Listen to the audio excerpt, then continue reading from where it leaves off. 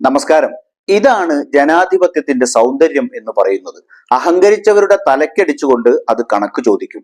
ഇപ്പോൾ ഇങ്ങനെയൊരു കണക്ക് ചോദ്യം നേരിടുകയാണ് അമേഠിയിൽ നിന്നു തോറ്റ സ്മൃതി ഇറാനി.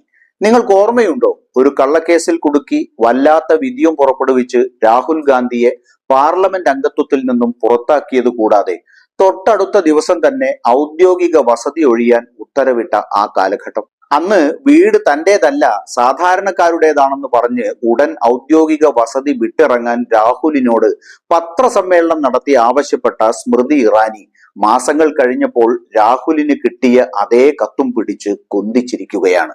ലോക്സഭാ തെരഞ്ഞെടുപ്പിൽ പരാജയപ്പെട്ട 17 കേന്ദ്രമന്ത്രിമാരോടും ജൂലൈ 11-നകം സർക്കാർ ബംഗ്ലാവ് ഒഴിയാൻ മോദി സർക്കാർ ഉത്തരവിട്ടതായി കേന്ദ്ര നഗരവികസന മന്ത്രാലയം നോട്ടീസ് നൽകി.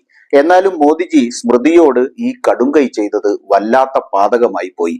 ഇളം പുഞ്ചിരിയോടെ ഇന്ത്യ മുഴുവൻ എനിക്ക് വീടുണ്ട് എന്ന് മൃദുവായി പറഞ്ഞു പടിയിറങ്ങിയ രാഹുലിന്റെ പിറകെ ഒഴിപ്പിക്കൽ നോട്ടീസ് കൊടുത്ത അതേ മന്ത്രിസഭയെ കൊണ്ട് വീടിന്റെ താക്കോൽ കൊടുക്കാൻ സുപ്രീം കോടതി വഴിയൊരുക്കിയതും ജനാധിപത്യ ഭാരതം കണ്ടതാണ്. തന്നെ വീണ്ടും അമേഠിയിൽ നേരിടാൻ രാഹുലിനെ വെല്ലുവിളിച്ച സ്മൃതി ഇറാനി ഗാന്ധി കുടുംബത്തിന്റെ കുശിനിക്കാരൻ എന്ന് അവർ തന്നെ ആക്ഷേപിച്ച കിഷോരിലാൽ ശർമ്മയോട് തോറ്റതും കാലത്തിന്റെ കാവ്യനീതി തന്നെ. തെരഞ്ഞെടുപ്പിൽ കിഷോറിലാൽ ശർമ്മ 5,39,228 വോട്ടുകൾ നേടിയപ്പോൾ സ്മൃതി ഇറാനിക്ക് കിട്ടിയത് വെറും 3,72,032 വോട്ടുകളാണ്.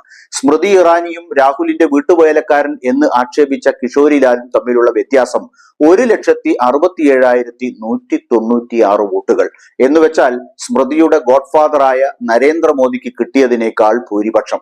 എന്തായാലും ഇപ്പോൾ കയ്യിൽ കിട്ടിയ നോട്ടീസും നോക്കി കിളി പോയി നിൽക്കുകയാണ് സ്മൃതി ഇറാനി. ഇത് തന്റെ മൃതിയാണോ അതോ താൻ ഒരു വിസ്മൃതിയായി മാറുകയാണോ എന്ന ചിന്തയിലാണ് ആ അഹങ്കാരി.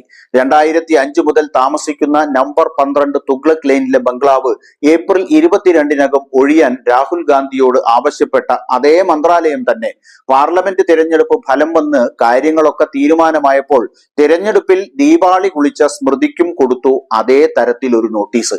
ചട്ടമനുസരിച്ച് തിരഞ്ഞെടുപ്പിൽ തോറ്റ ഒരു അംഗത്തിന് സർക്കാർ വസതിക്ക് അർഹതയില്ല. ഔദ്യോഗിക ബംഗ്ലാവ് ഒഴിയാൻ ജൂലൈ 11 വരെ സമയം അനുവദിച്ചിട്ടുണ്ട് എന്നൊക്കെയാണ് ഒഴിപ്പിക്കൽ നോട്ടീസിലെ വാചകങ്ങൾ.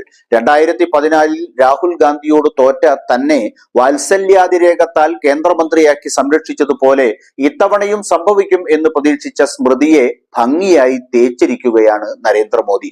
പോരാത്തതിന് വീടൊഴിയാനുള്ള നോട്ടീസും.